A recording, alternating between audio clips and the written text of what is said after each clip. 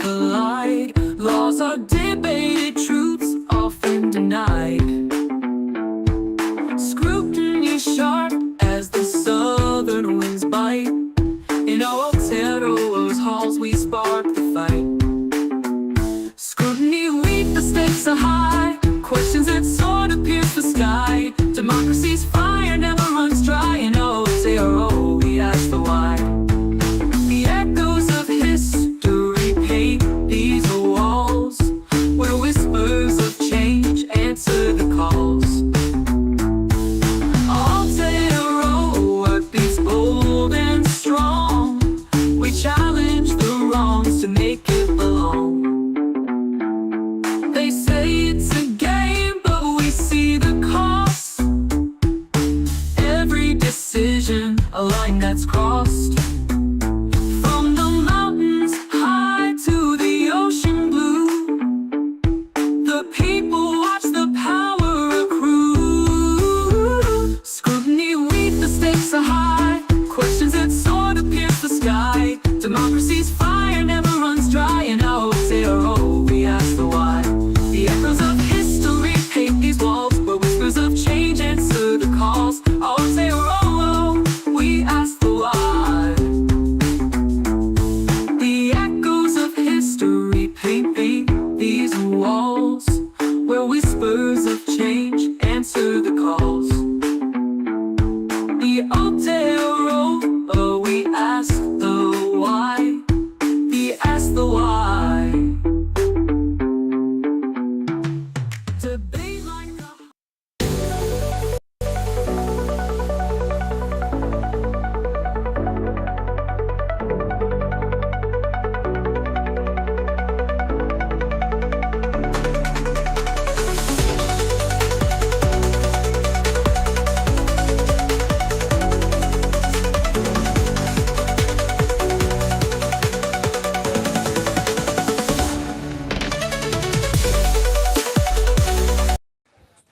And good evening and welcome to tonight's Order Paper podcast. We've got Lord Alex of Super Chats here, who will be being on tonight's show. Now, are you planning to ask yourself a Super Chat question tonight? No. Bugger, I was looking forward to the money that I won't receive until at least the 20th of January at this point, if we're lucky enough to meet the $130 threshold for a YouTube payout. I'm trying to keep your channel alive as well, so you know. So I know. Hey, that's all right. Blake Forbes could sit there and do a super chat. I'm just in the process of getting the poll out. I ended up having a phone call that was a bit longer than planned earlier today, so we didn't quite get a chance to get on there. So the poll will be going up live soon. Not many ministers are standing for Scrutiny Week tomorrow, but you'll be able to see the poll. So the poll has just gone live, and it's like, who should we cover tomorrow? Casey Costello, a combination of Chris Bishop or James Meagher, or Nicola Griggs. So we'll be able to sit there and see what's going to be happening. And I think Kiwi Skirt has just shared our stream on the BHN group, so thank you for doing that tonight, Kiwi Skirt, if you're watching live or going to be coming in. Tonight's show, we ended up having Brooke van Velden coming number one. No surprises there on things there. This one will be as her portfolio of the Minister of Internal Affairs. Thank goodness not the Minister of Workplace Relations, because we all know that she just lives in fantasy world. So anything you want to add before we get to Brooke? I'm going to enjoy seeing Chris Bishop on the Scrutiny seat, or the seat of jeopardy. What was that today? He was on. Was this about housing? Yeah, I think so. He should be put on the spotlight more. Oh well, you do know. I think Chris Bishop is a little bit better at the job. I rate him a bit more of national ministers than other ministers out there. Yeah. Yeah, no, yeah. Chris Bishop will be one I'll be happy to sit there and do it. And just also add on here, we've got Soraya, who has joined us as well. How's Soraya? How are you? Good. Hi, Alex. Hello, Soraya. Nice to meet you. Nice to meet you too. Yeah. Now, have you got any motorways about to go for your property at all, Soraya? Alex is a bit of a nerd when it comes to the Cross Valley Link and the Petone Granada Link Road. No, but we did have the O2NL, I think, was planned. I think 5 routes went through the farm. So they selected a different route, thankfully.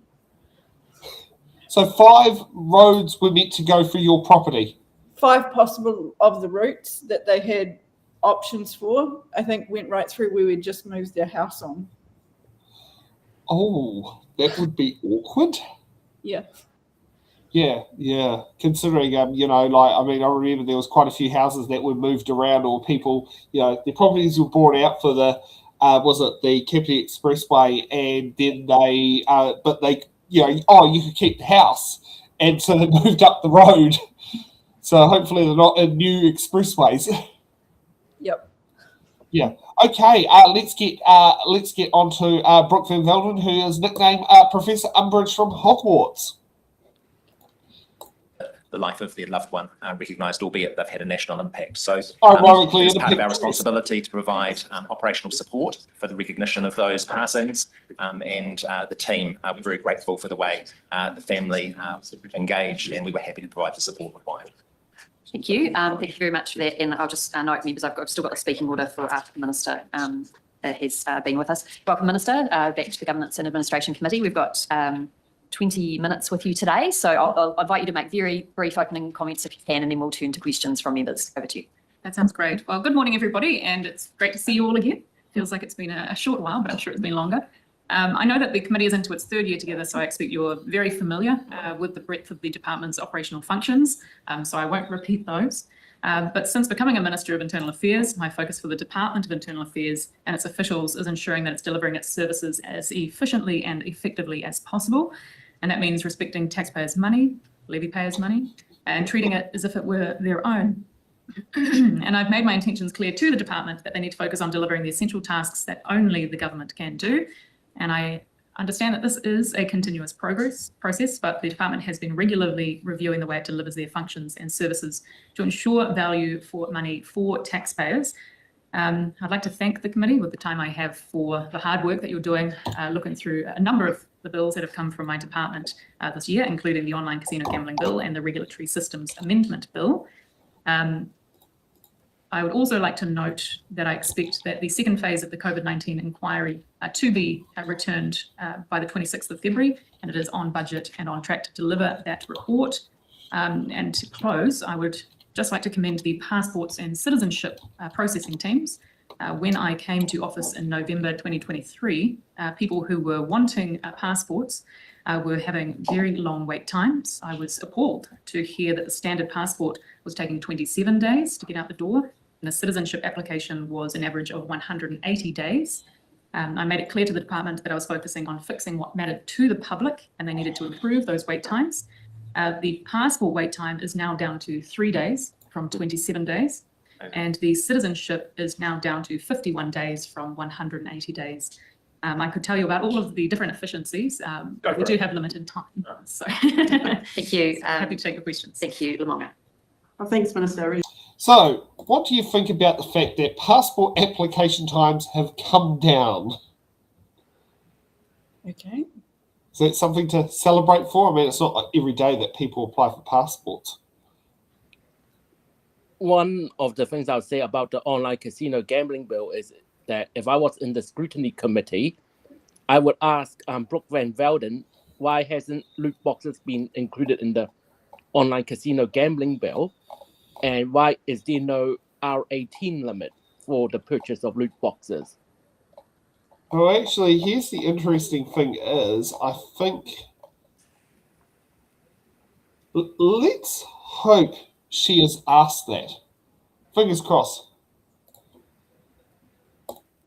So, let's kick off with, let's see if Brooke gets asked it. Your time this morning, and especially how you opened up the efficiencies and wanting the department to work effectively. In terms of fiscal challenges that the department has faced, you've been very clear in terms of budget cuts. We know that there's been rising costs, outdated fees, infrastructure that's aging, and also probably a lot more staff. We had earlier discussions of the 12 million budget cuts. Can you provide us with your view in terms of adequate funding that you have now been very clear with the department in terms of cost cuts, budgets, efficiencies, effective services? Could you unpack that for us in terms of your commitment going forward? Yes. So look, it's not a surprise to anyone that these have been difficult economic times. And as part of that, my job has been to look through the department and help set some efficiency standards for how much money we would be spending baseline year on year. I commend our DIA secretary for taking on that work. And while I'm not directly responsible for the specific areas where they have found efficiencies, they have been finding efficiencies and reducing that cost year on year, which I think is to be commended, not just in DIA, but across government, because we have to find those efficiencies because that money directly is coming from New Zealanders. The other area, though, that sits outside of taxpayer and direct Crown funding is the cost recovery for other parts of the department's services. So, for example, with passports, we did, unfortunately, need to put up the fees for passports, but that went up this year by 14%. The department did ask for more funding to ensure that it was cost neutral to the service over time. I did reduce that down and ask for a 30% efficiency saving through the passports office or life services. And they have accepted that there does need to be efficiencies made so that we're not just adding additional costs onto people asking for a passport, but it can actually come with responsibility from the department finding some savings as well. Thank you. You've explained that when you came in as minister, there's been quite the efficiencies in terms of the turnaround processing in passports. Earlier, we did hear from Paul in terms of the explanation as to where the business units reduction and also to manage that with the budget cuts. Can you provide to the committee in terms of moving forward where your expectation and then the department will have to meet you because you've already outlined the department wanted this, they wanted more, but you said 30% savings, because that has an impact, not just on staff in terms of budget cuts, but also the jobs that have been that have been done away with. Yeah, look, I think there's two important distinctions to make here. Firstly, we have the correct direct Crown funding aspect, where we have found reduction in FTE across all of DIA. That has been separate because I think that's quite important that there's been leadership from the top. So those reductions have come from consolidating different divisions within DIA. Second stage has been then to consolidate or find efficiencies in management structures, which is also really important across the department. What is separate to that again is the Life's Identity Service branch, where a lot of that is not actually paid for directly by taxpayer or the government, but is paid for by people directly buying a passport. The difficulty here is that we have what's called a memorandum account, where there are year-on-year forecasts of how much money needs to come in order to pay for the overall passport service delivery over a time frame, because it does need to become cost recoverable and cost neutral over time. The difficulty is because the passports have not increased in cost to keep up with the staffing numbers required, as well as inflation adjustment, that part of the department was moving into a deficit. So we haven't seen the same sort of reductions in staff as we would have across other parts of the department, but we are attempting to create some cost neutrality because it was going into deficit. And so if something hadn't been done, would be essentially needing a Crown loan into the future, which I did not believe would be acceptable. It is one part of the department that does actually need to be cost recoverable. Celia. Thank you. Okay, so how do you find Lydia's questioning? I worry that efficiency is being used to shortcut and cost cut and get rid of people and not actually have a holistic service. Alex? I share the same concerns as Soraya as well. Yeah. And lately, one of the, I think in regards to the online gambling bill, one of the concerns I've raised to people within the DIA or Department of Internal Affairs is, one of the responses they've given out since 2019 is that they don't see loot boxes as gambling. This is where I feel the Department of Internal Affairs has really dropped the ball when it comes to loot boxes within video games. Yeah. And my personal experience, having played with video games myself, these, like, for example, you buy a loot box, and when you find out you don't get the desired item or wanted item, you just keep buying until you get that item, and you don't know how much you spent on the credit card or EFTPOS card. And there's no age limit in New Zealand currently when it comes to loot box spending. That's where I feel the DIA has really dropped the ball. Yeah, it's easy to get lost online of different things you're doing, and you lose track of how much you spend. And then, especially when you're younger, you don't have the same impulse control developed. And so that surely should be something that they're looking at least having some regulation around. Yeah. How did I know you were going to talk about loot boxes, Alex? But the same thing with like passports.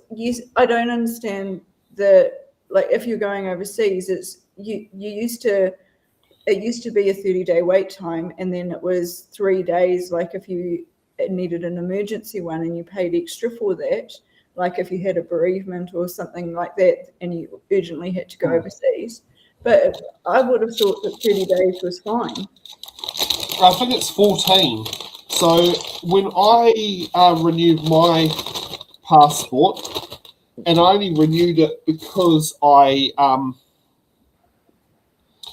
went to get my driver's license shifted from Class 2 learners to Class 2 full, passed the test, everything, went to the VTNZ to do it. My driver's license picture was too faded, and I had to go to Internal Affairs to get a new birth certificate. So I went there and got a passport at the same time, and that passport arrived in 8 or 9 days. Yep.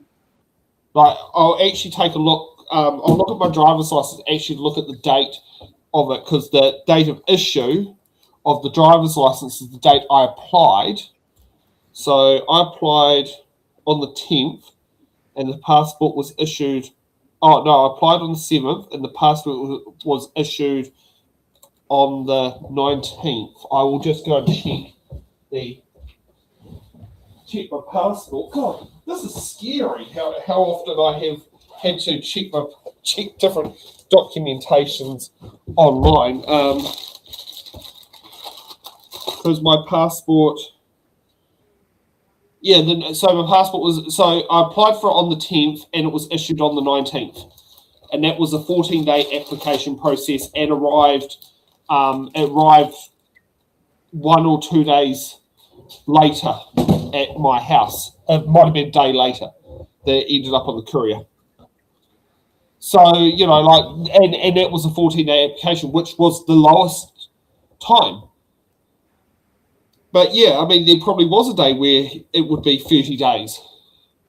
Yeah, back when I was younger. Yeah, I was going to say, back when it was probably less computerized. Yeah, in the long, long ago. Yeah. Yeah. And it's interesting talking about how they're reducing citizenship ones. Alex, do you remember how long it took for your citizenship application to come through? I remember I did mine early 1990s. Around, I don't remember when I got my citizenship. I think it was early. I don't remember. Around early 2000. It took at least 6 months at that time. Yeah. To half a year. I remember because I was born in Australia while my parents were on their OE. And so I had to get a confirmation that I was a New Zealand citizen by descent. And that took 3 or 4 months as well. My cousin had it, and the urgent application was 8 weeks in 1994 or 5. Yeah. It took quite some time for my cousin to get New Zealand citizenship by descent, because they changed the rules on passports. So, and that was when they changed rules on passports. Kids couldn't travel on parents' passports. So my cousin, who wasn't even a year old, had to have his New Zealand citizenship by descent approved. She lived, like, she was born in Australia, but having to go through that process to get a New Zealand passport so she could get get to New Zealand in her case. Yeah. And like that was 1994. It would have started in 1994 because it was 1905 when they landed in the country. So yeah, it would have started in 1904. Yeah, it was quite big. It was quite a big thing as well. Yeah. But something I want to add about Brooke van Velden is the way she looked is that she didn't like to be scrutinized. It was getting very obvious that the questions she was asked were making her uncomfortable. Okay, so yeah. So for those who are watching here, here's a picture of Brooke van Velden. And here's... Oh, sorry, something just worked. That didn't quite go to plan. And here's Brooke van Velden looking like Professor Umbridge from Harry Potter. Oh dear. Well, she stays in florals, so that must mean she's friendly. Yeah. But yeah, it just she seems to like to pick pink dresses. Okay, let's hear more from Brooke. This time from Celia Way Brown. Thank you for being willing to come and meet with us.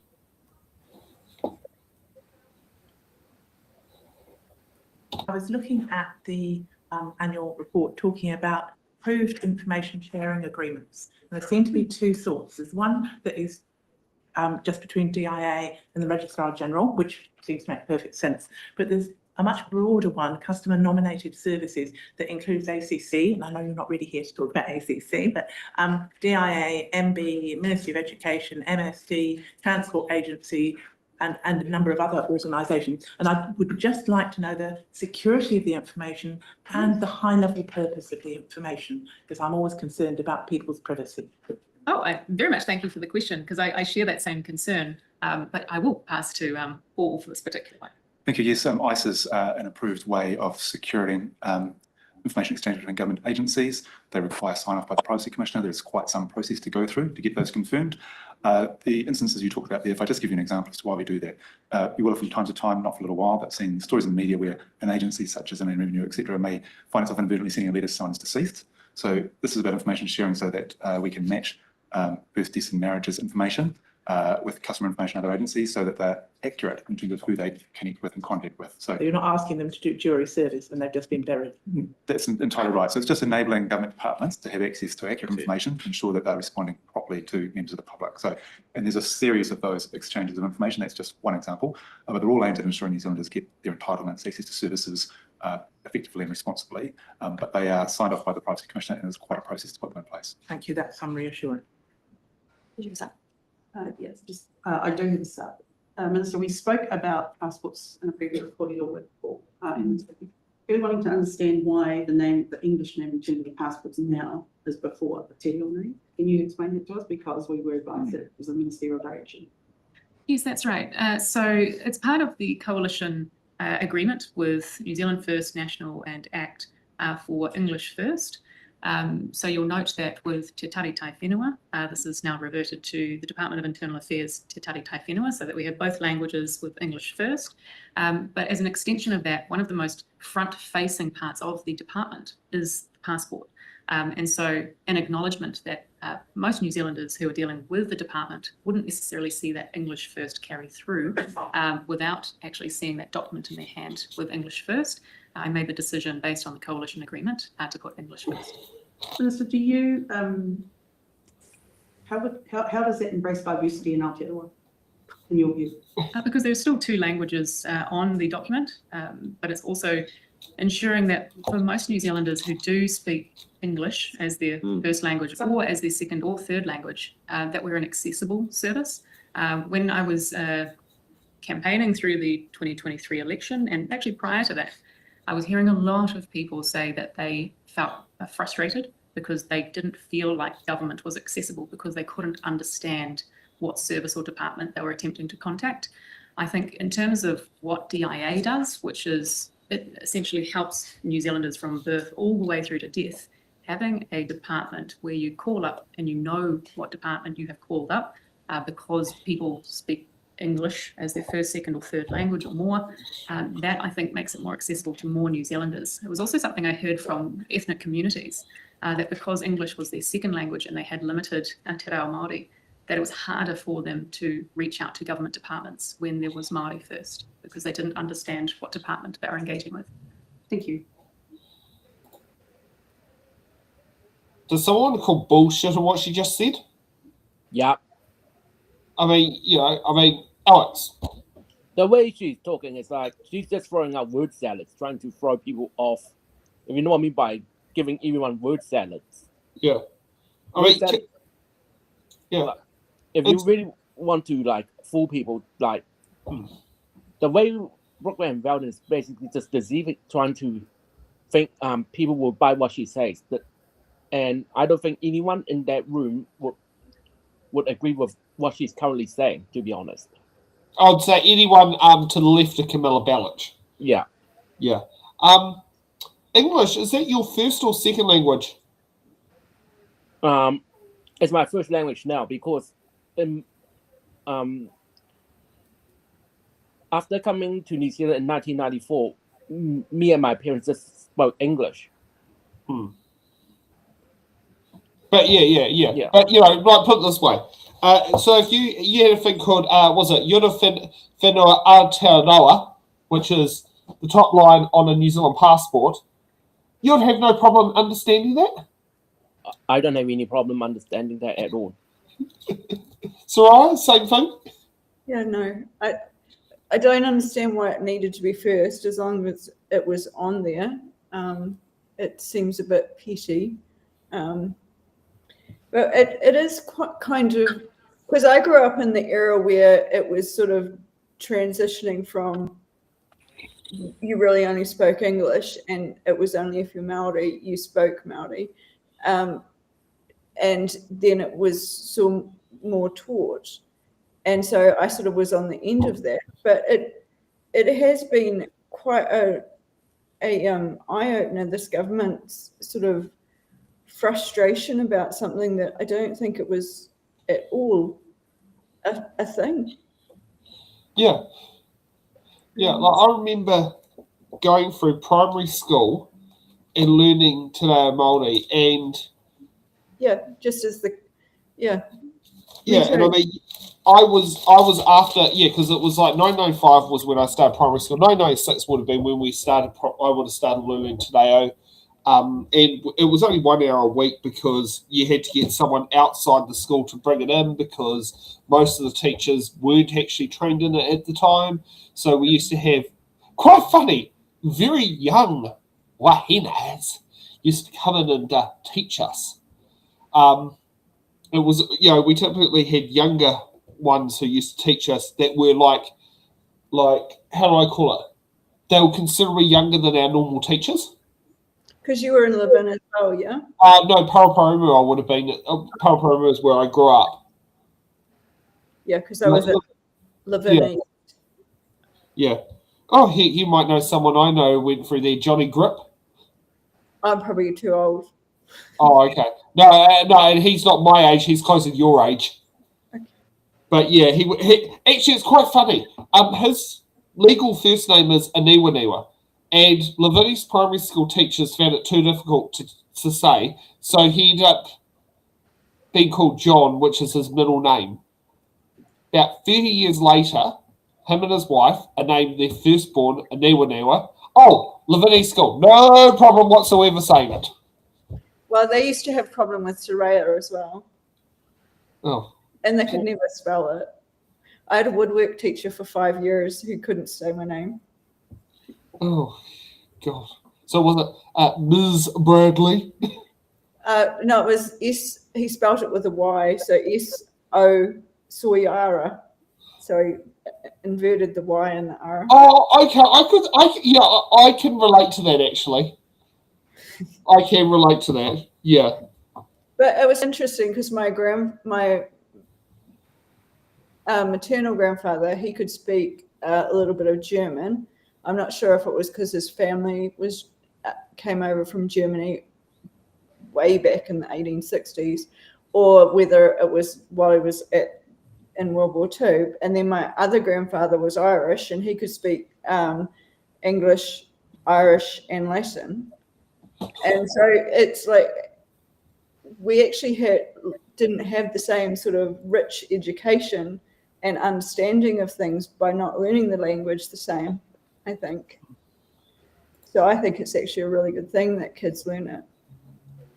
Yeah, exactly. I wish I learnt more languages younger. Well, actually, I wish they taught a lot more Te from what I had to what they do now. And actually, I've got a friend who's he's the Te Māori teacher at Wellington Girls. It's quite funny. He went through the education system with me. Now, he has learnt a lot more Te as an adult compared to I do. He's a Pākehā person, ironically, not Māori. But yeah, it's interesting. Like, his knowledge of Te was the same as mine during his years. It's more of as an adult, and because he's in teaching, he's learned a lot more. And his daughters are both in the Māori immersion course at the local school. Yeah, because that's what he teaches. Whereas I would have liked to have learned Irish. And it's really interesting. Like, they have, like, if you have a hole in the field, it's not a hole unless you can't name it unless you know what actually made the hole.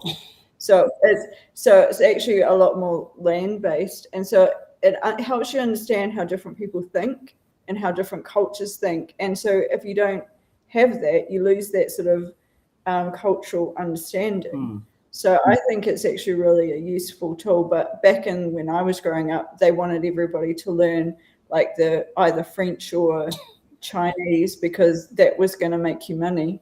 Oh, that's different from when my mum was at school. It was French, Latin, and I think it might have been Spanish. Yep. Yeah. Like German was nowhere near there at the time. Yeah, the proper European languages. Yeah, it was. Yeah, it wasn't quite. Yeah, interesting you say about Chinese because Ming Foon was one who ironically learnt Te Reo Māori for business because of where he grew up. Because he grew up in Gisborne, and he learnt it.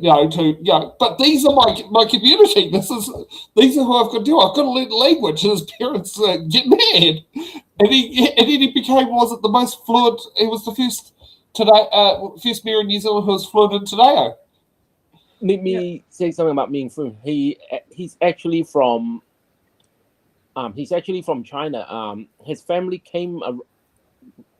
From what I heard, his family came around close to when the Qing dynasty fell. Around, I think, just around 1890s or something. They immigrated to New Zealand. At that time, China was quite a chaotic place. Because the roads at that time were pretty corrupt. And they were it wasn't until 1911 when the Qing royal family finally collapsed. Yeah. So is he part of the? Because I'm just trying to think. Did he? His family came out. He's born in New Zealand. Yeah. Born in Gisborne. But his parents were for Guangzhou. Mm. Yeah. Okay. Oh. Yeah. They could have been the lot that fled the Chinese Civil War. The lot from the late 40s and early 50s. Yeah. Because that's I know that's where Stephen Young came in. He came in that batch of migration to New Zealand. Mm. And and it was in his case it was the Chinese Civil War. Actually, it's quite funny.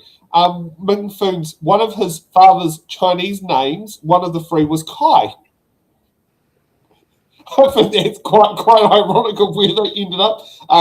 Just as looking at his Wikipedia, however, his father's English name was George. which, you know, that makes sense. And his mother's English name was Helen. Oh, may I also ask, if we really want to see Brooke van Velden stumble or play Jeopardy, the scrutiny committee should be asking her what has she been doing with workers' rights, if you know what I'm saying. Wrong committee, but yes. Yeah, this one's governance and administration, so it focuses on internal affairs for her one. But yes, yeah, that happened last time we had Scrutiny Week, 6 months ago. So she's in charge of what the levy bodies spend their money on. Is that right? Or is that Sorry? the levy bodies? So like beef and lamb, and No, I thought that would be agriculture. okay. No, internal affairs is passports, National Library. Because she said levy bodies, so that pricked my ears. Oh, it could have been levies. Levies. Talking about the levies that they collect. Yeah. Yeah. Let's see what more questions she gets asked. So we had a few subs on that, Celia, and then did you? I'm not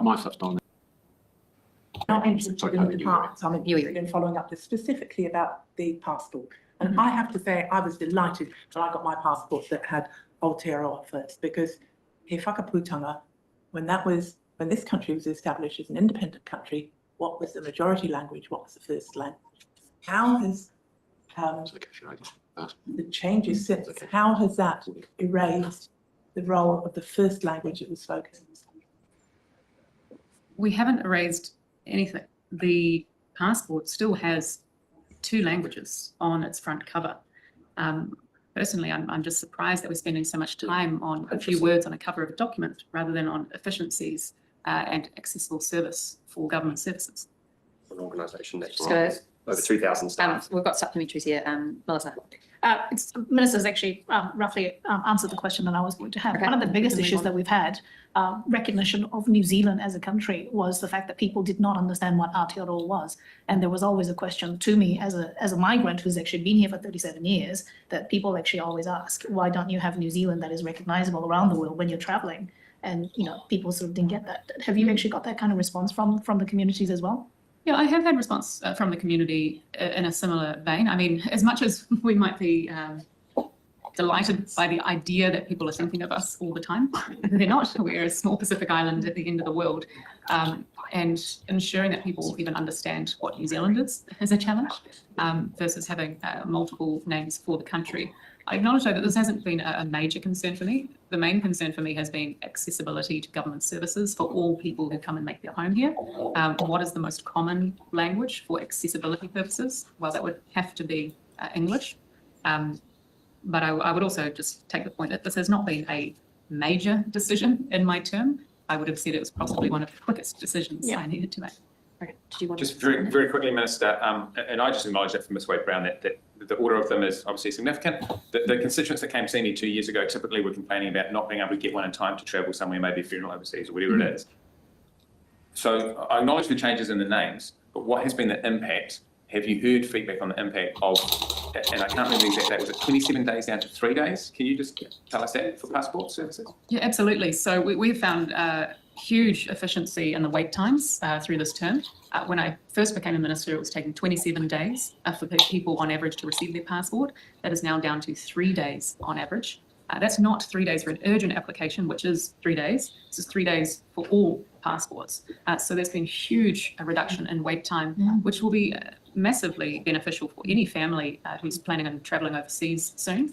But if I may, with the time I have, also ask any member of the public, if they're listening, if they're expecting for their 10-year renewal to come up next year, to see if they could potentially get in early to help us flatten that curve of a spike that we are expecting next year. The next one. Yeah, that's a helpful, that applies to me, so that's a helpful public service announcement. I've got 3 questions and I think about the same number of minutes, so I'll go to Tom. Yeah, I want to ask about FINS. Because obviously it's a very topical matter at the moment publicly, in particular around seeing some firefighters walk off the job. Can you just talk us a little bit about the situation at present, please? Yeah, so the situation at present, of course, given that fire and emergency is a Crown entity and I'm not directly responsible for bargaining, it's been over a year that fire and emergency has been working with the Professional Firefighters Union on bargaining. So I won't go into too much detail there. But where we have been looking is in finding efficiencies in back office. Yeah. I know that it has been a frustration of myself, as well as members of the public and our professional firefighters, that they have believed that there is not enough efficiency within back office and too much money going to the back office rather than the front line. That is something that I've been attempting to change through this term, which is why I have asked for Fire and Emergency to find $60 million of savings over a 3-year band. And I also acknowledge, though, that the board has asked for even more savings on top of that, coming to a savings regime of 150 million. So 50 million per year. That will not be coming from frontline, but it's to find efficiencies in that back office, which we know has been a source of frustration, not just for myself, but also for those professional firefighters. And when do you expect that to sort of take place? If the board are asking to make those savings, when would you expect to see that come to a resolution? We're already seeing some of those savings come through. My officials from Fire and Emergency tell me they have found, I believe, 16 million so far. Correct. And so that will start coming through as those savings programs come into place. It sounds like Paul's got some more info there. And there's a live change process running in things at the moment, which will see them achieve around 2/3 to 3/4 of those savings. Total minister. That's up to True Lamonga. Thanks, Minister. So interesting they're mentioning about, now we're all talking on firefighters. I wonder if a back office role is a 111 operator? Something I want to say, I'm quite aware Fire and Emergency New Zealand has sent a letter to Brooke van Velden about they want a prohibition on the sale of fireworks. And Brooke van Velden, from what I heard, Brooke van Velden refused to support a to ban the sale of private fireworks. I'm not.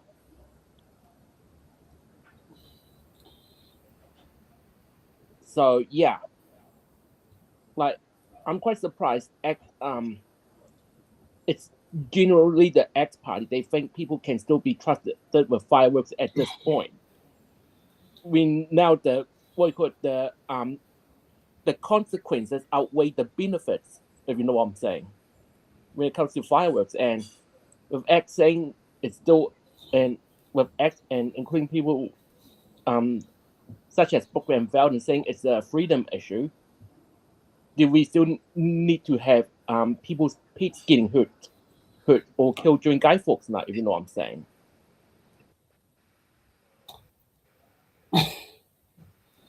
Well, yeah, we have animals, and so I really hate it whenever the fireworks go off. And obviously, it doesn't even necessarily happen on one night. But at the same time, I can understand they're restricting so many things. It's like, can you just leave people alone? So it's really hard to find that balance, isn't it? And so going back to the your question was whether the 911 operators are the things. 111. We're in New Zealand, not the United States. Sorry, I mean watching too much American television, YouTube. No, that's right, and or whether it's administrators, because I remember seeing a thing from David Graeber, who was an American anarchist, and he had a letter from New Zealand nurses where he was talking about how they hadn't had a pay rise for 10 years because the government kept creating more and more regulations for them, so they couldn't actually respond to their patients because they had all of these checklists and all of these rules and all of these administrators that were kept getting employed to oversee them, and forgetting that the fact that they're a qualified professional and they can be trusted to look after their patients, and maybe you could get rid of a lot of these regulations and get rid of a lot of the administrators, but at the same time they seem to want to get rid of the administrators without trying to get rid of the rules that stop people actually being able to do their jobs. Yeah, that's definitely a good point there. Yeah, it's right. That sometimes you get the administrators who aren't as qualified tend to cause more grief. Yeah. One thing I want to say is I think Brooke, let's be honest, Fire and Emergency New Zealand is having serious issues with their funding as well. For example, if you look at Lower Hutt, recently, I think some of you might know the Ellistown community centre that I think that was burnt down. There was Yes. was a fire station that was very close to it, and instead, when the fire broke out at the community centre in Ellistown, the Avalon fire crew had to come out. Yeah, because there was asbestos or something in the Ava or Ellistown fire station. Because I think there was asbestos in there or something that was in the building. Yeah. But yes, because that particular fire station also sat there and covered the suburbs of Korokoro and Manganaki. Yeah. And actually, it's quite interesting. It still hasn't been sorted under Brooke's watch. Yeah. And that's why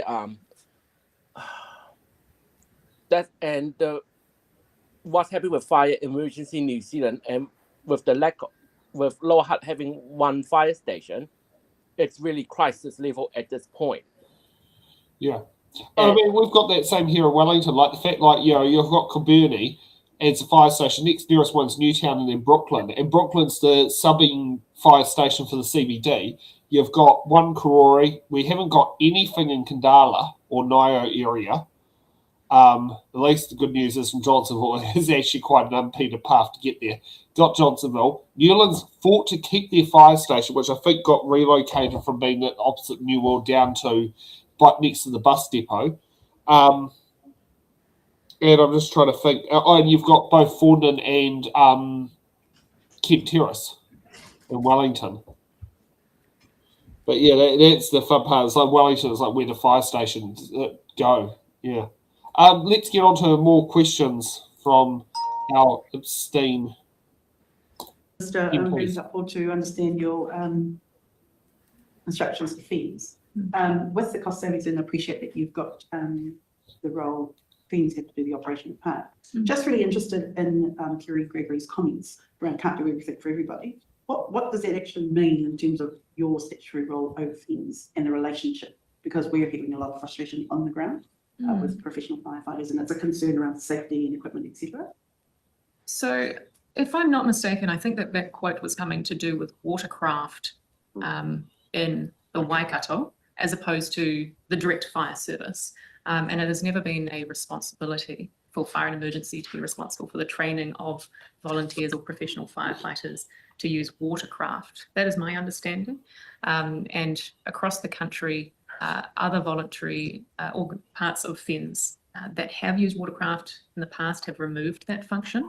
And I believe it is Fire and Emergency's understanding that should be better sitting with police rather than Fire and Emergency. So I think his comment needs to be taken in context. He's not saying we can't do everything for all people within Fire and Emergency scope, but it's looking at where is it best placed to put watercraft, which is not a core component of Fire and Emergency or its equipment and property.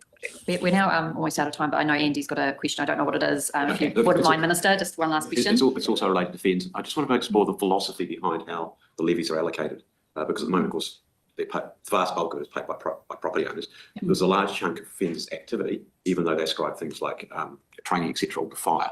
A large chunk of it goes to things like first responder and case medical type events, and yet that's being paid for essentially by property owners. My question really is, what's the philosophy behind that? Are you thinking about whether it's actually fair, especially if property owners start going, insurance too expensive, we're out of there. And and they partly get driven to that by them picking up things which are not actually property expensive. So interested in the philosophy.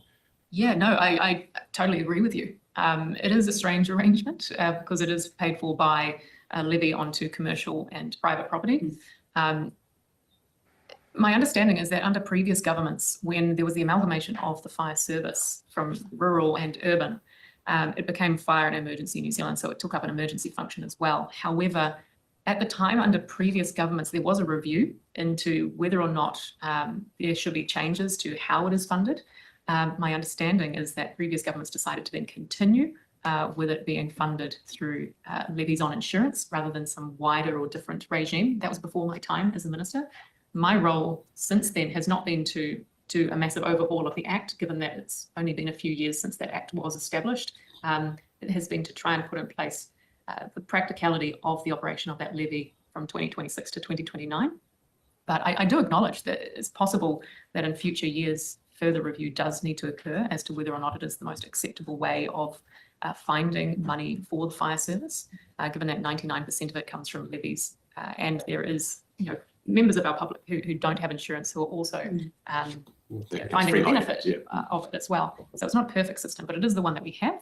And it was given to us by previous governments. Oh, I'm sure you can have a look at it at some point in time. Well, I'm interested in some of the work, but I'm also very cautious as well of suggesting that I'd be committing to any particular change, given that it was quite recently that there was a review where previous governments acknowledged that they didn't believe there was a better way. Thank you, Minister. We have now used our time. You're obviously welcome to stay if you wish, but we'll probably, if you wish to leave now, thank you for your contribution to our hearing, and see you next time. And we'll move back to our conversation with Paul James as CEO. Well, it's interesting to hear that emergency call-outs for medical-related incidences that get attended by the fire service are paid for through the fire service levy and not funded through our other means, such as such as Wellington Free Ambulance or St John's, depending which part of the country you're in, or funded through other mechanisms such as ACC. You're on mute. Oh. ACC is expensive enough that you'd think that they would be contributing, don't you? Well, you'd sit there and think so. I mean, considering how much, we all pay a fair bit in levies each year. One of my questions to Brooke van Velden is WTF is going on at the moment with what she just explained, what I'm saying. Sorry. Yeah, I'll also like to sit there and say my car insurance has a fire service levy on it, Brooke and Andy. And it also seemed to be, maybe I'm taking it the wrong way, but it sort of almost seemed to say that, well, we pay it on our insurance, but people who don't pay insurance also get the benefit from it. And so why should they? Was sort of seemed where he was going with his question, which if you've got a fire, you have to put it out because otherwise it will spread. It's not, that seems like that old American system where you had to pay the local fire brigade to put your house out. Oh, yes, that sat there and said that, it was, I know what you're saying, which is thank goodness something we don't have. But, it does mention a shortfall of funding in the system because, it's the fire emergency levy, fire levy is primarily collected for insurance policies through property-related insurance policies, I'd like to sit there and say. Property related because like our contents or our car insurance, it's not just house insurance. I mean, you'll probably the insurance you have for the farm for the liabilities there probably is collected through that as well. Yeah. One of the things I want to say to Brooke van Velden is, lately when I've been walking through Lower Hutt, have you seen the state of those fire trucks? No, but oh god, you probably can tell us so much more. Some of them have, if you see from the left or right side of the fire truck, you can see the writing saying this fire truck is 27 or even 31 years old. Oh, in Wellington, they've got this fire truck's on strike. So Wellington, they actually have the printed out A4 sheets with a different letter in it, and it's like fire truck on strike. And I don't think Brooke van Velden has the can grasp it or have understanding of the seriousness of the situation. To be honest, I don't. Well, put it this way: Brooke van Velden has no real life experience. Well, one of the things that really annoys me is that I think ACC overcharges and underpays out, and that's why they've got a big cash. What is it? The ACC fund. Cash surplus.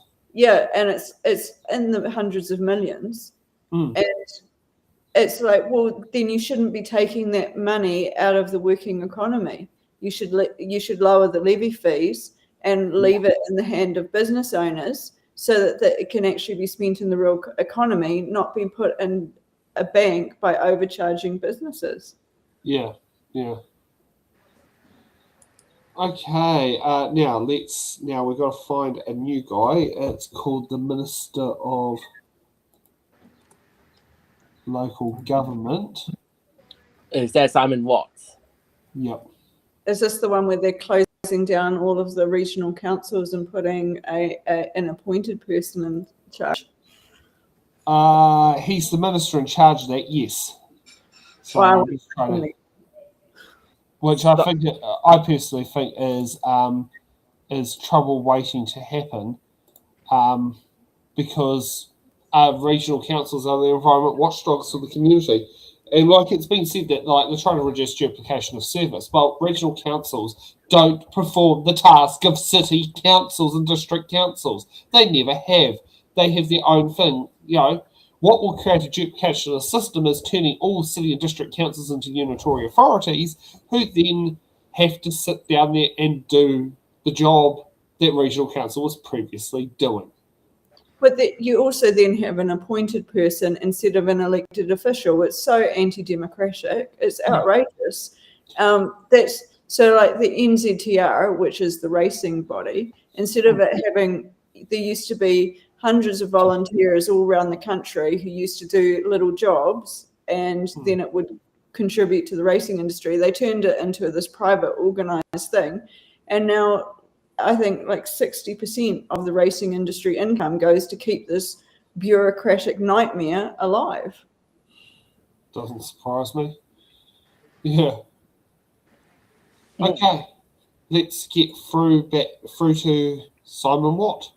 We've got 20 minutes to hear from you, a very short period of time. So if you would like to make some extremely brief opening comments, that would be appreciated, and then we'll move to questions from members. Excellent. Thank you very much, Chair. Very good morning, members. As Minister of Local Government, my role is to ensure that local government system is effective, accountable and responsive to the needs of our communities. It has been a challenging year for the sector. Councils have faced complex priorities, from adapting to new regulatory settings to planning for growth, resilience in the face of economic pressures. These conversations matter because local government is at the heart of how New Zealanders experience their communities every day. The breadth of issues within the portfolio highlights its impact. It's a system that must continue to adapt to meet long-term challenges while remaining fit for purpose. In August last year, the government set out our vision for city and regional deals, a long-term agreement between central and local government to deliver better outcomes for our communities. Since then, we've made strong progress. 18 proposals and 3 regions are now signed MOUs of which we are negotiating. Deals will help unlock housing growth, improve infrastructure and create jobs, while ensuring that councils have the tools and flexibility to deliver the outcomes that we require. This week, I announced the government's proposal for a rates target model, a key step to keep rates affordable for households and businesses, while ensuring that councils can maintain essential services such as investing in infrastructure. This announcement was a big win for ratepayers who are sick and tired of skyrocketing rates increases. This model is going to go through targeted consultation, and I expect the relevant legislation to be enacted by December 2026. The government does not think that local government is serving New Zealand as well. Recent announcements and reforms that we have announced represent the most significant developments and changes to local government since 1989. We're also proposing changes in regards to the way in which regional councils are outlined. I'm happy to take questions around that. Last week as well, we also announced changes in regards to infrastructure funding and financing, an amendment bill which seeks to replace development contributions with new development levies system. This is a generational shift to enable urban growth and fund infrastructure. I'm confident that through the commitment of the department and the strong partnerships across the sector, we can continue to deliver improvements that matter to our communities. And with that, Madam Chair, thank you, and I welcome your question. Thank you. Dane. Thank you, Madam Chair. Thank you, Minister, for your time. My first question is around the rates cap that you have just referred to. As you know, a rates cap might stop rates increases, but they do not stop costs that communities bear. So will you or your government take responsibility for the additional costs that communities may have to wear as a result of that change? Costs like increases in fees or charges to access sports grounds, parks, water charges, picking up rubbish, recycling, those sorts of things? So all the services, as you have outlined, are important for our communities. And I think, I'll use your own words, which you've noted, to say that councils need to prioritise their spending. And I agree with you wholeheartedly in regards to that comment. The rates cap model that we puts in place a target range in regards to how much councils can increase their rates. How they determine what activities and what they prioritise is, of course, their prerogative within that. But we are providing a flexible range. And we also are providing a mechanism to deal with exceptional circumstances. We're going to consult on that, and we are consulting on that to get feedback, including from local government sector. And with that information, that'll inform the legislation that we'll put through next year.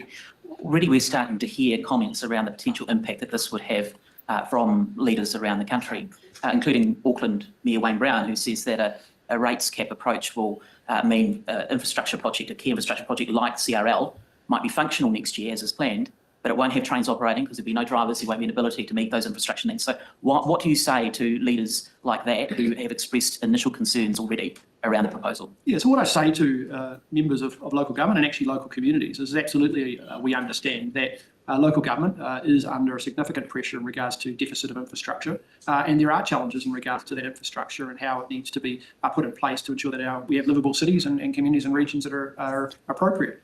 But I don't subscribe to the sky is falling in regards to the introduction of some guardrails in terms of how much rates should increase.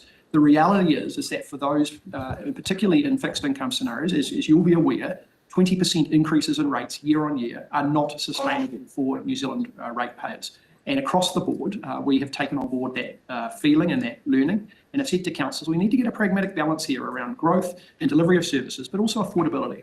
Because, I think it's unreasonable to think that those on fixed incomes, and actually anyone in our communities, are simply going to just continue to be a bottomless pit in regards to rate increases of that quantum. So we're going to have to work through that, work through with local government. But at the end of the day, this is not a cap on infrastructure. This is a cap on inefficiencies. And I think there is a pathway through that we should be looking at in a collaborative manner. Just one final supplement, Chair. I don't think anyone's accepting that the magnitude of those increases are acceptable. That's not the issue. But where we have even Standard & Poor's Global, who are now describing the proposal as, I think, tighten the screws on an already strained financial sector when it comes to local government and potential downgrades in credit ratings. In light of that, if councils face constant downgrades and increased costs around interest because of the cap, will your government be looking to provide some compensation for councils in terms of revenue, or will ratepayers be expected to pick up an additional cost in return for getting less in their community? I think it's important to recognise that when rating agencies look at these situations and policy situations, they look so from a financial risk perspective, but they do not take into account things that we have to take into account as politicians around local democracy, around community buy-in, around the impacts in terms of the implications of that policy in the real world. And what we are reflecting is the reality that New Zealanders today are faced with rates increases that are unsustainable for them to be able to afford that. And we need to create a mechanism of which the increases in rates are more aligned to what is sustainable and affordable for those communities. There are going to need to be tough conversations around what expenditure is undertaken and what is not. But, I don't think it's any surprise to any New Zealander that this isn't a bottomless pit. And the challenge with councils is they are monopolies. And so therefore they can increase rates at whatever level they deem appropriate within their political term. And with respect, ratepayers have no ability to be able to deal with that. And what we've seen as an impact of that, as we've talked about, is significant rate increases year on year. And that has a real impact on cost of living and hardship in New Zealand. And we're not going to stand by and let that continue. We need guardrails in place, and there needs to be balance. Thank you. Okay, so we've had Tangi's questions. Interesting that the word rate cap has been brought up. One of the things I would ask Simon what's about race cap is, to them it may be a good idea, but what happens further down the line or further generations? What happens if infrastructure such as water, roads is underfunded? Or crucial services such as fire services, ambulance, health, whatever, such as essential services being underfunded due to the rate. I mean, emergency services is not funded by councils as such. They might be. I do know that fire departments used to be administered by either the city or the regional councils at one point. I'm not sure if that's still the case now. But like bridge repairs, burst water mains, sewage. Like that's all councils, and if rate caps kick in, that's quite disastrous. And one worry I have is, say, rates caps really kick in, how it's going to be, for example, critical infrastructure such as Waterview Tunnel on State Highway 20 will be maintained when the Well, rates rates cap. caps don't affect State Highway 20, but a local example would be, say, Karori Tunnel or Seatoon Tunnel. Yeah. Or slip repairs, which, is an issue in both Wellington and in Lower Hutt, Wainui Hill. That's not far from your house. Yeah. But then you have the irresponsible spending of council. Like I know the previous council, how I think Levin's 20,000 people. It's got a little water park and everything. It's fine. The council was talking about setting up a second water park. It's like completely flights of fancy, ridiculous. Or they spend heaps of money on their own council buildings and silly. Years ago. And it just is ongoing where they want to design something that's designer instead of building something. Are you talking about, are they trying to build a second Donald Duck Park? Yeah, they were talking about it about 5 years ago. They were talking, and before Bernie got in, they were talking about doing a second water park. And it was just, why? I mean, that's what long-term consultations are for, is to weed out what is good and not good. I do like the words of what Justin has mentioned here. Interesting use of word monopoly. Yes, they are a monopoly. They are a monopoly when it comes to supplying your sewage, supplying your fresh water, and supplying your stormwater. You do not sit down there and have 10 pipes going down the road for the 10 different water and sewage companies you want to connect to. Yes, you are right. It's also interesting that your electricity, yes, your retailer ain't a monopoly, but your lines company is. And the other thing is, a lot of councils get really finicky about you storing your own water and things like that, even if you want to store it for, like the rainwater off the roof, like we do in rural communities. Yeah. That's what you're doing it. And it's like, well, that'd be really good to have a backup for the garden and different things when it's summer. And or as I remember from my days at Kirkwood's Cafe down the road from your house, before they bought the property next door that had the well, they had the water people there every fortnight refilling their water tank because the amount of water the cafe was going through. Yeah, or if you've got a teenage daughter. Yeah, that's a good point. Yeah, that's a good point.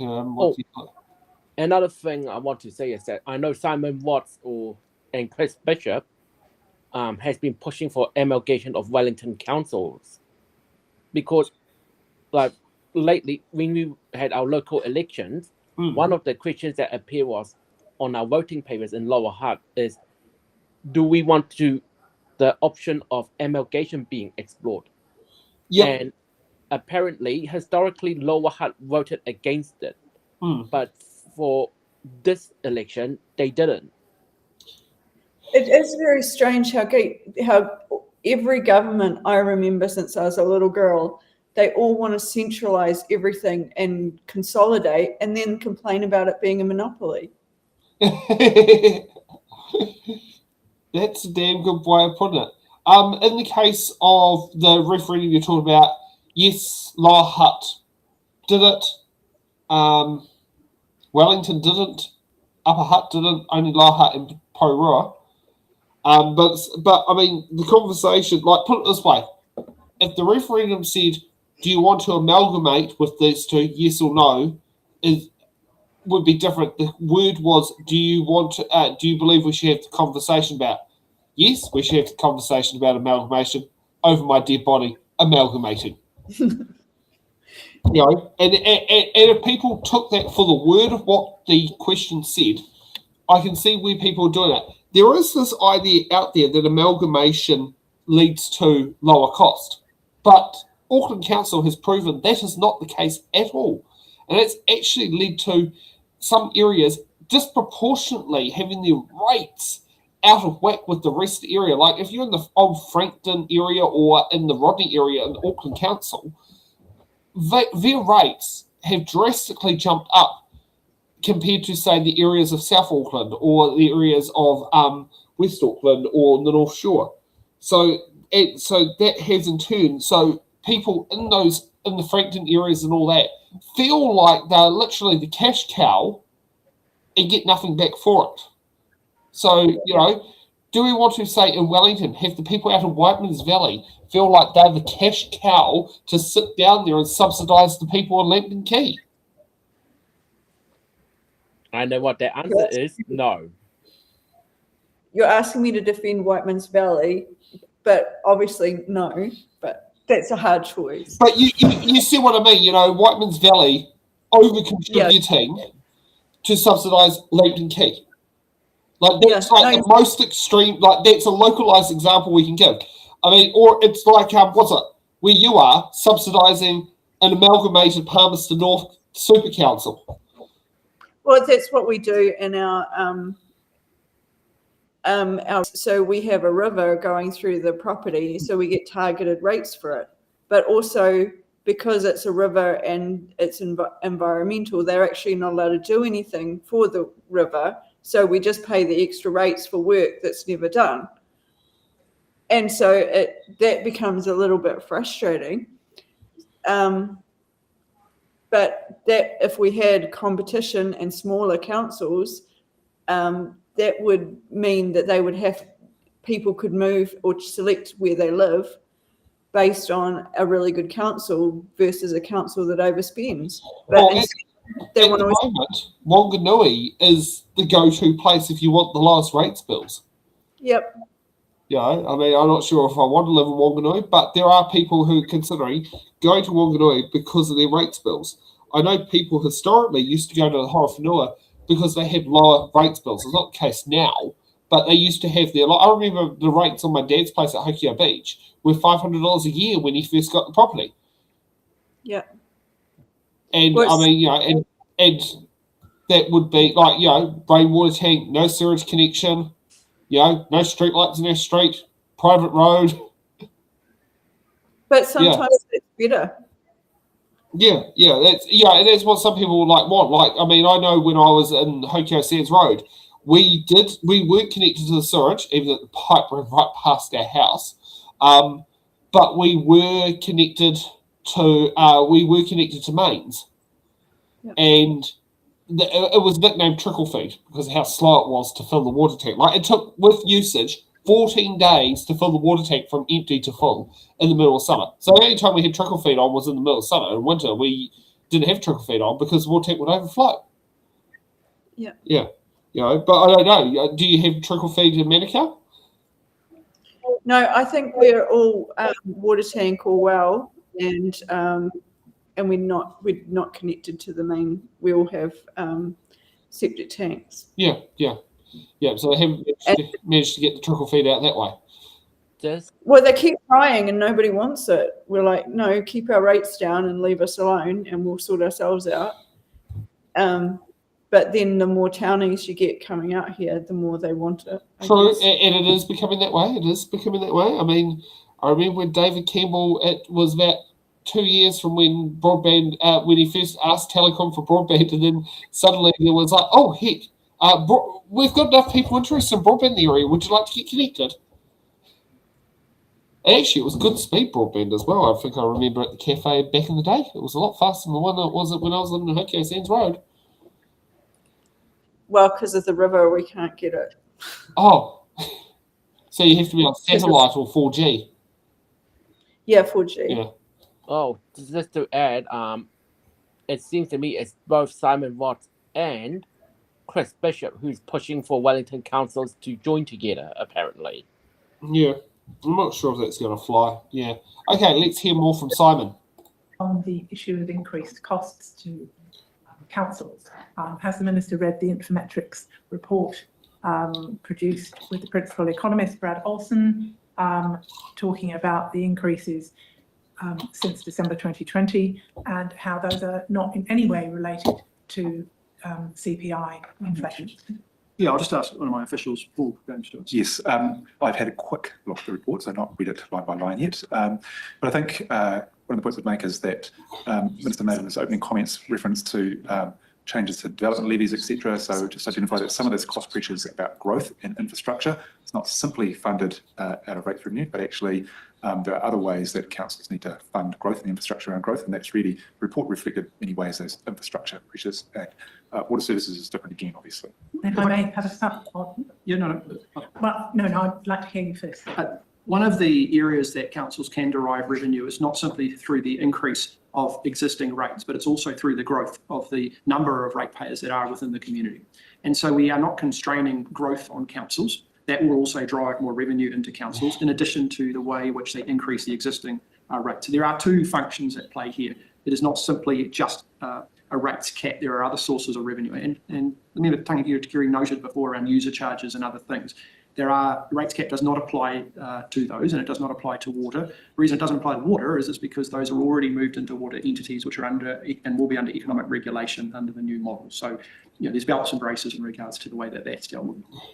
Just a final one on the costs and charges to the community. Does the Minister recognise that by putting a squeeze on rates which are paid as a property tax, so a somewhat indirect wealth tax in some ways, if the costs continue to increase to councils, that may pop out as fees and charges for families that are much less able to pay, and therefore is making a regressive?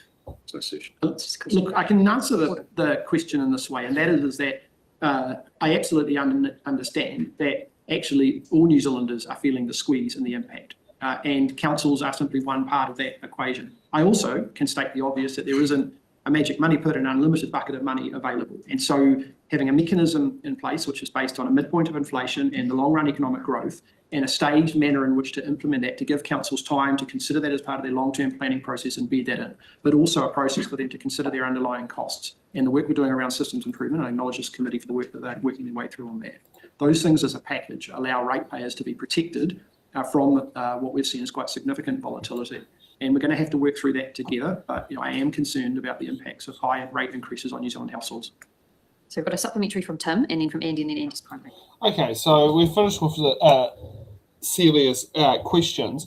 It is good that he at least is dispelling a myth about rates capping is expanding your customer base or having more ratepayers paying in will not be barred, because I have noticed this time and time from doing this in the ballot. There are candidates out there who see increase in revenue by more customers as a bad thing.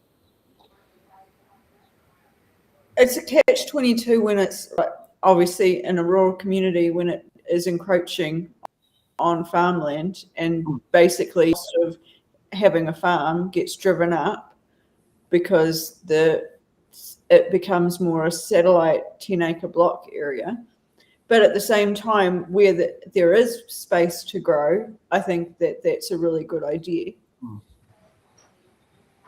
Yeah, because that's something I've always seen. Like, this is in 2022 when it was Hutt City Council between Tony and Campbell.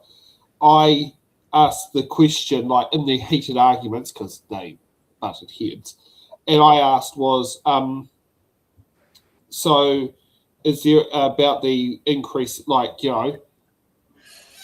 how many more ratepayers do we have there from the previous period over this time frame going up? Because more ratepayers paying in is more customers paying in.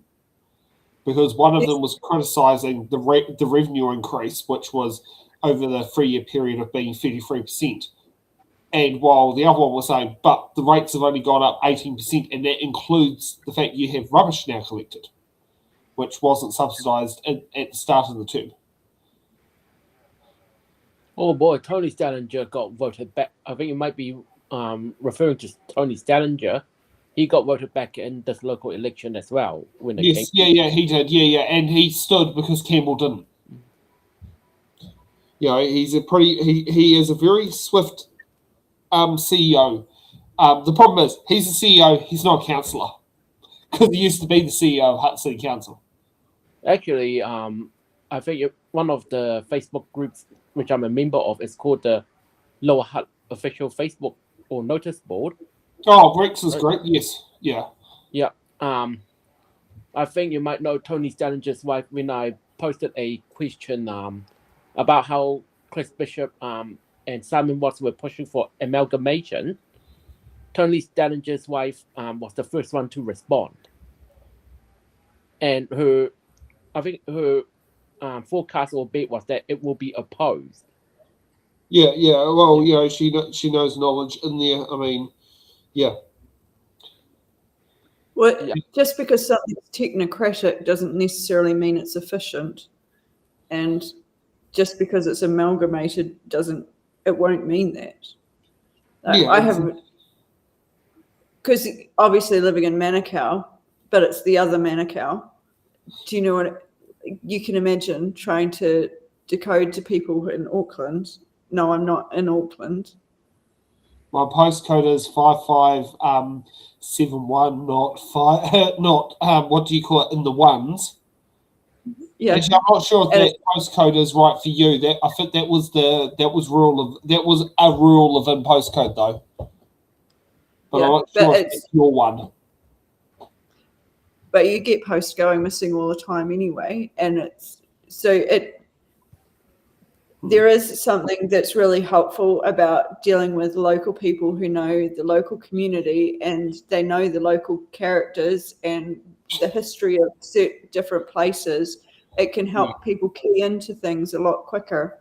Whereas if you're dealing with a big conglomerate and you've got a high staff turnover, which often happens, or it gets passed on to somebody else, and you've got to spend half your time explaining who you are, where you were from, what the location is, what the problem is, whereas somebody who you've dealt with for the last 20 years knows all of that straight away. Or someone who deals within the same call centre area of where you're based in, like, you know, I mean, some would call that efficient.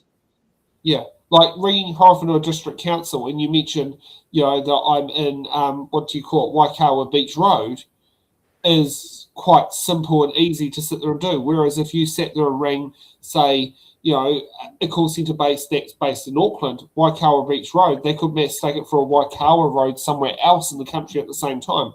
I know with 2 degrees, I said, I lived in Coromandel Street in Newtown, and where's the nearest store? And they said Queen Street in Auckland.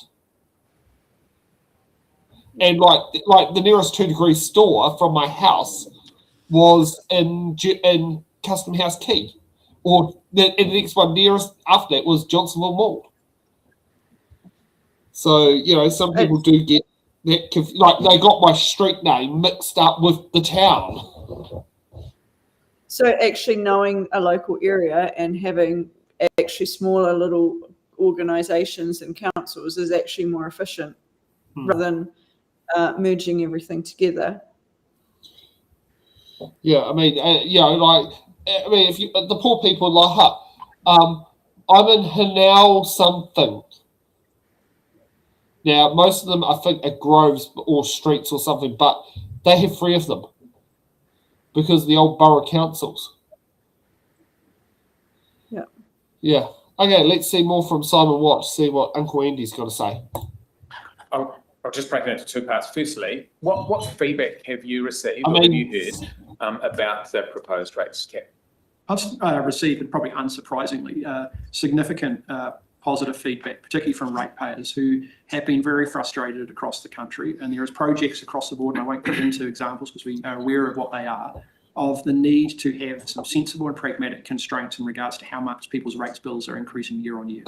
And I think there is an understanding that there is a tension here that needs to be played through. We need investment, we need economic growth, but we can't do so in sort of a Wild West scenario of, you know, whatever goes, because that has real world implications on communities. So I had a lot of positive feedback. And I think the point of the consultation process is to say that we gather feedback across the country from New Zealanders, from local government, from everyone that's keen to input, to make sure that the fundamental settings of this model are well thought out, well considered, and we will take on board that feedback as we go through to legislate this process. And obviously when it goes through a select committee process, there'll be more further opportunity to consider and refine that. And how do you respond to the criticism, if it is a criticism, of people who have said this will force councils to prioritise?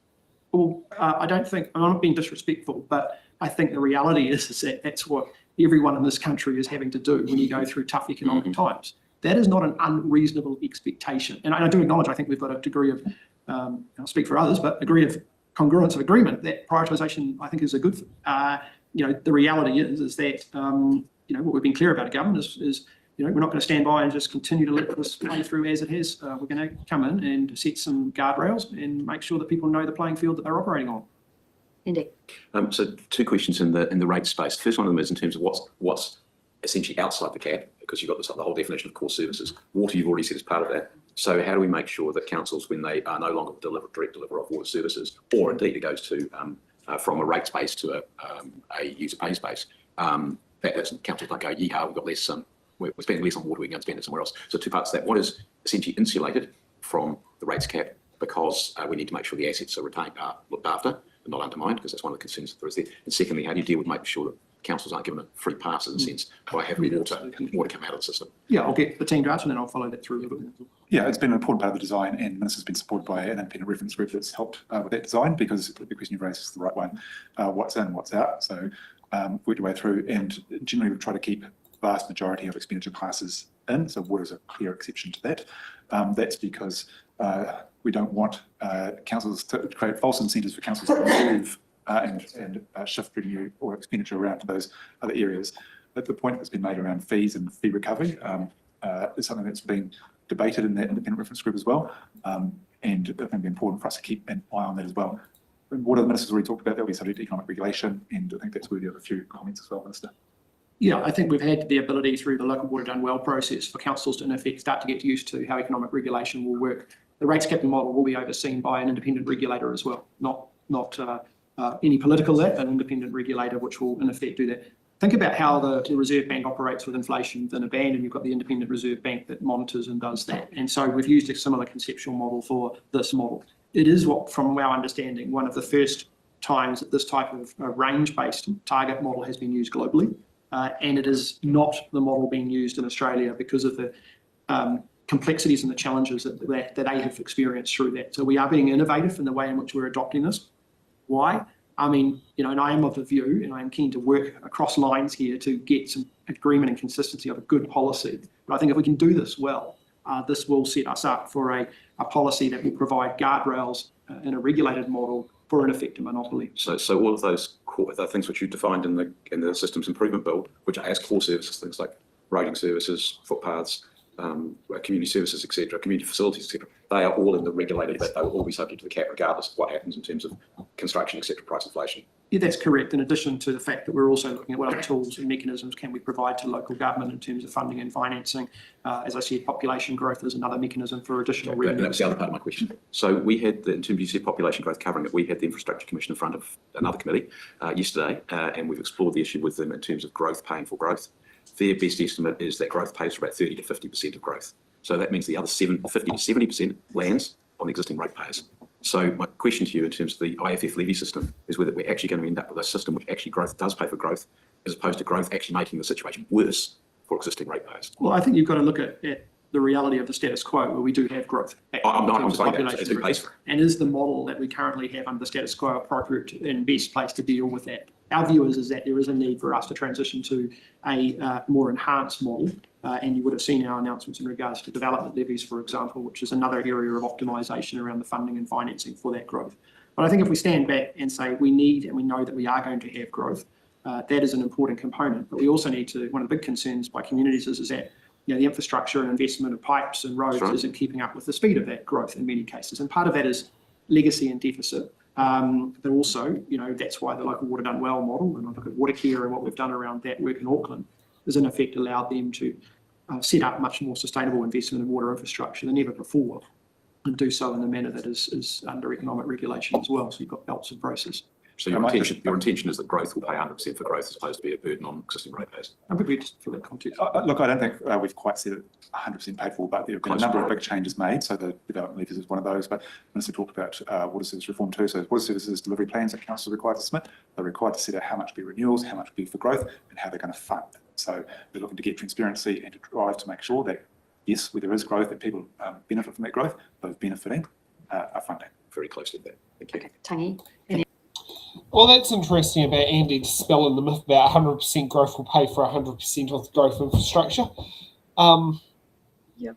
And I it's think great when you've got two former Wellington City Council mayors on that select committee. One of the things I'll say about Simon Watts is just replace him with the Mimi saying, this is fine, where the dog sits on the chair when the fire is raging out of control, if you know what I'm saying. Yeah. Well, I think that happened in Levin where they had to extend the sewage treatment plant because they're doing a big development, and obviously the existing ratepayers have to fund that. Yes. Was that to sit there and have it all dispersed off down the pot down the deep end of Hokio Beach Road? I think they extended the ability, so they increased the capacity rather than changed much. But Michael would know more about that because he's works with Weka on different things with that. Yeah, he would actually know about that. Yeah, you are right. Yeah, actually, that's a good point about Horowhenua District Council. Yes, but I don't like this whole paying for water thing. I think that that's actually essential for life, and I don't think that that's a good path that New Zealand's going down.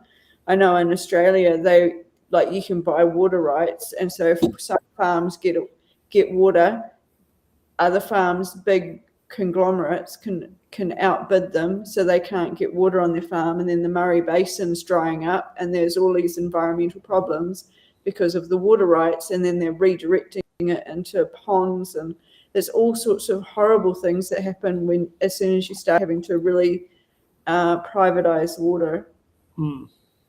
Yeah, just as good a put it. What are you relying on? Only population growth, nothing else. Great comment. And actually, that is literally forcing councils to look at having to go down that path of population growth to increase revenue. Yeah, it is definitely, it can be a bit of a slippery slope with rates caps. One of the things I'm adding to, I think next year from July, I think some of the mayors and councillors have mentioned to lower hut people, water bills are coming. And that's not sitting well with a lot of people. No. People would not water meters are not going to go down well in Wellington. It's not like they're saying, well, we're dropping the rates, so you have to pay water to a different organisation either. You still have to pay. Yes. I doubt it. Yeah. Okay. And I just think it's outrageous. I don't think that we should be I understand having a meter so you can pick up a fault, a leak, or if somebody is using excessive amounts. In farming, yes, you need it if people are irrigating, I guess, but it's not. It should not. You should have a baseline where there's a free amount that everybody gets, and it's only if you're excessive that you get charged. I don't like the model. I think it's a dangerous path to go down because you see it where people buy up water rights overseas and it never goes well. Yeah. I agree with Soraya. Yes. I agree with. Yeah. Okay, let's see what more from Simon Watt. And we've got Celia and Tom. Thank you. Minister, do you regret championing a water reform package known as Local Water Done Well, where that is clearly setting communities up to fail in the long term? I mean, no fewer than 42 water entities is not necessarily going to deliver the regional scale or economies of scale that was identified and promised. Why is it that those decisions have not been taken by communities? You haven't empowered communities to make those decisions. It's just a level of failure. Well, with respect to the member, I have and make no apology for the reform in which this government has done to get rid of, in effect, mega co-governed entities which were proposed under a prior government that had no community buy-in and no community support, which took away local ownership of assets, which took away the control from local communities. We have implemented a model in regards to water reform, which has fundamentally consolidated the sector, which by assessment of the Commerce Commission has indicated that virtually all of these water service entities are financially sustainable. In terms of 101, that means that they have revenue to pay for their costs and they have revenue to pay for their debt. That is a good thing, and we've done so without funding billions of dollars, which was under the prior model, to make this a reality. We are in that position and have been since the 3rd of September, and actually as a result of that, we now have, in effect, more council groupings looking for further consolidation as they move their way through. And by the way, their communities support them to do that. Local mayors and local councillors have undertaken that reform, not Wellington. And as a base mark in terms of foundations of financial sustainability, we now have a sector that is on strong foundations to take us ahead in terms of the future. So I make no apology for that. And actually, with respect, I wish that someone had seen a bit of sense a bit earlier on and got rid of the other model and done what we've done, because we would have been in this place 3 Focus years on earlier. that year in review. Thank you. Celia, did you have a question? Thank you. Now, that's interesting. He's mentioned that, but also here's something quite interesting that I'm not sure if many people know. In the so a water down well entity has been set up with Horowhenua District Council, Palmerston City Council, Rangitikei District Council, and Manawatu District Council is doing it alone, and it's in the middle of it. So there's an example of an entity that has been set up, but how do you get the economies of scale when you can't share sewage treatment plants because you can't build the pipes through the other council's territories? It's a bit of an interesting thing of what will it actually deliver. Yeah. And who wants to be part of Palmerston? Yeah, you sound like a true Horowhenua resident there. Well, we get this shirt. Something I want to say about the water done well model is it's flawed from the start. Yeah. But the previous government's was worse. But yeah, the sewage goes straight out from Palmerston North, and that's why Horowhenua doesn't like them, because they don't really do anything. And so it's hard not to be resentful when you're dealing with the pollution from the city that doesn't want to spend any of their rates money on their own infrastructure, and then we're joining together with them with water. I think it's really I don't understand the need to nickel and dime everybody all of the time and then complain about growth, then complain about monopolies, but also want to consolidate everything. They're just so logically inconsistent. It hurts my head. Yeah. Okay, let's hear more from Celia. Does the Minister consider that he's potentially taking the local out of local government by making the combined territories boards really see amalgamation as his direction, when a country that is definitely successful, Sweden, with about double our population, has 290 municipalities. It has excellent services, and it has a considerably lower proportion of local government income from property taxes and a wider range of income. So Sweden's got 290 municipalities. We've got less than 100. Are you driving us down to 10 or 15 mega councils? So we're driving no one anywhere in the context of where that final position is at. We are enabling local communities and mayors within those communities to take ownership and responsibility of their destiny in regards to where they get to. That is pretty much local on the tin. You can't get more local than mayors who are democratically elected in our communities, taking on the role and responsibility of determining their future as a broader region. Simply taking out a layer of regional councils, which with respect to most ratepayers, they would not know who sits in those roles in their community, but they definitely know who their mayors are. And I think a few around this table from their prior experience probably might recognise that. It is a positive thing. I mean, local communities are best placed to make local decisions. Mayors are well placed to lead that work, and the construct around which we're doing around these combined territorial authorities will enable a mechanism to get to a more efficient future state. I have been surprised, pleasantly surprised, already by conversations and expressions of broader interest around looking at how can regions work more constructively together than the status quo. We have seen that 32 regions under local water done well have come together to form 12 entities. That is a game change of consolidation in the local government sector. And yet we sit here thinking that is somewhat of a bad thing versus status quo. It is a complete opposite. And by the way, they're financially sustainable. So this is a journey of reform. We are not going from, A to Z on day one. We are doing a staged approach. And why? Because we want to bring communities with us on that reform journey. And with respect, we saw examples where we did not listen to communities, and we thought that Wellington knew best. And I tell you what, the consequences of that type of reform are obvious for everyone to see. We're in a new dimension now, and my view is we need to continue to work with local councils to support them to structure the future state that will best serve their communities. Thank you, Minister.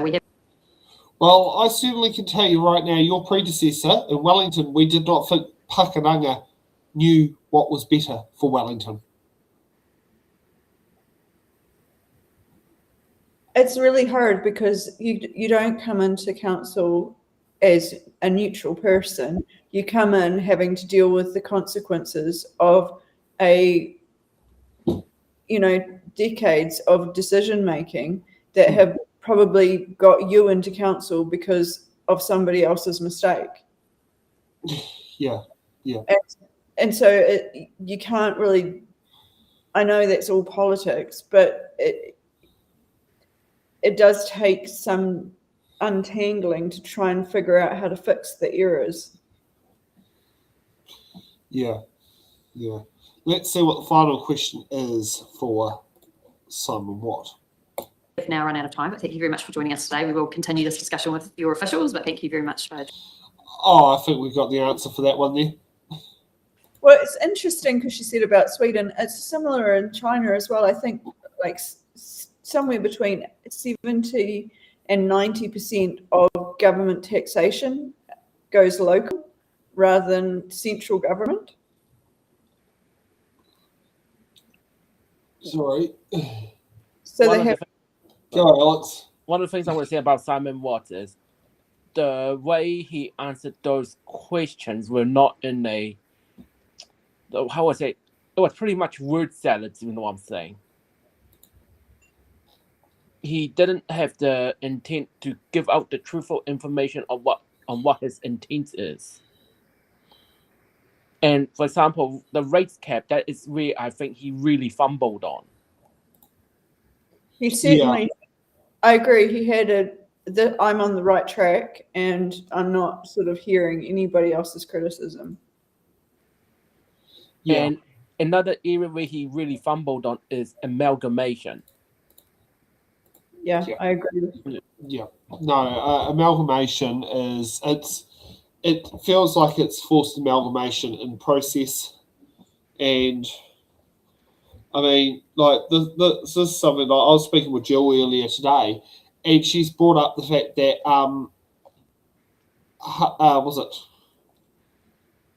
she's brought up the fact that she does not believe Wairarapa is going to fare quite well if amalgamation is forced onto them, because of the fact that effectively they've been literally put into a situation of, like, if they don't amalgamate, they'll be forced into it. And the fact is they don't like being part of Greater Wellington Regional Council. Well, urban and rural communities have quite different needs. And I think it's really a mistake to put the big cities in with rural towns and townships, because they are completely different and have completely different needs. Yeah. So I'm just trying to find, the live stream which has the bish in it. And sorry, this is taking a little bit while because I wasn't sure whether we would get to this point that we would have that. One of the things I got criticisms on about the Auckland Super City merger is that Warkworth and Wellsford shouldn't have been included because both of them are actually rural towns. Yeah. It will be the Auckland Council merger was to take over the old Auckland Regional Council. So the Auckland Regional Council included those areas. The Auckland Regional Council also went up until the proposed super city, actually went a good chunk into Waikato Regional Council. So the areas of Pocono used to be part of Auckland Regional Council until the merger of Auckland Council, and they were moved into. So they were moved into Waikato Regional Council, and there was also a bit of an issue with one of the councils around there was, well, who do your regional council rates go to? Because half the region gave the rates to Auckland, and half the region gave the rates to Waikato. Yeah. So that was always fun being in the borderlands. Oh yes, because you're literally right on it. Yeah, I think it depends which service it is. Some it's the bottom of Pukekohe Hill, some it's right through the middle of where we are. Yeah, it would depend on that's the just past the Forest Lakes turnoff. Yeah. Yeah. The Bish, the Social Services Select Committee. It might have not been uploaded or who knows what. Yeah, I think we should call it an early finish. How does that sound? Okay. Now, I think another thing is that I think Bush would know how to tackle the scrutiny committee, from what I've seen. He doesn't have talking points. He definitely listens to what he gets asked. Yeah. Okay. Thanks for joining us. We'll be back tomorrow at 7 p.m. for more Scrutiny Week coverage, and we'll be joined by my lovely friend Marina Kanetai, who will be coming live from Whakatane, as she is now a newly elected councillor onto the Bay of Plenty Regional Council. Awesome.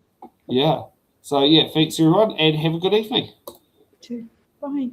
Bye. Thank you for watching The Order Paper, your express ticket to the New Zealand House of Representatives. Every episode, we unravel the complex world of legislation, debate, and democracy. From bills to select committees, we've got it all covered. From our team of political commentators who will dissect and explain what's happened so you can remain up to date on what's happened in the Aotearoa, New Zealand Parliament. To support our channel, you can become a Patreon member at patreon.com/It's in the Ballot. The Order Paper podcast is brought to you by It's in the Ballot Production.